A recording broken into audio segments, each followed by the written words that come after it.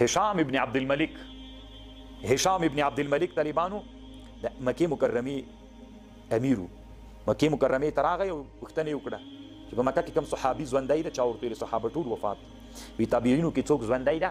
نو چا ورته ویلي وو طاووس ابن کیسان سته. طاووس ابن کیسان الیماني چې ورته راوست دا یو مشهور تابعي ده.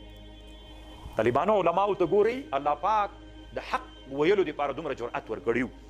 کله چې هشام ابن عبد الملک طاووس ابن کیسان الیماني هشام ابن عبد الملک ته راغی او د هشام ابن عبد الملک په خاصه کوټه کې یو خاص فرش هوار دی چې راغی طالبانو دا طاووس ابن کیسان نو فرش باندې دننه راننوت څپلخې پې ویستلې.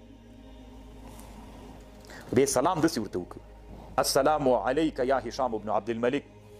په همدې فرشو سره کېناست. هشام ابن عبد الملک ډېر په غوسه سو.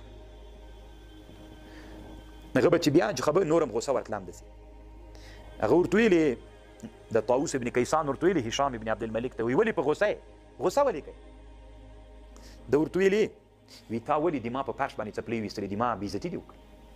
نو هغه ورته ویلې ته پاچا یې که الله پاچا ده؟ وی نه الله پاچا ده. وی زه 5 وخته د رب العالمین جومات ته چې ننوځم څپلۍ دننه نه باسم بیا مغلته لمونځ کوم دننه یې جومات ته نه. یو ورځ ما ته رابونه ویلې چې ته ولې بېادبي دې کړې څپلۍ سره راغلې او ته بیا داسې زر غوسه یې او بیا ولې غوسه یې؟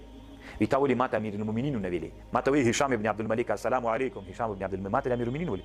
ده ورته ویلې ته اتفاقي امیر المؤمنین نه یې. بعضې مسلمانان په تا خوشحاله دي او بعضې نه. د بعضو مسلمانانو امیر یې او د بعضو نه یې. نو که زه تا ته امیر المؤمنین ووایم نو د ټولو مسلمانانو امیر خو نه یې. نو دې کې بیا څوک راځي؟ دروغ راځي. زه تا ته دروغ نسم ویلی.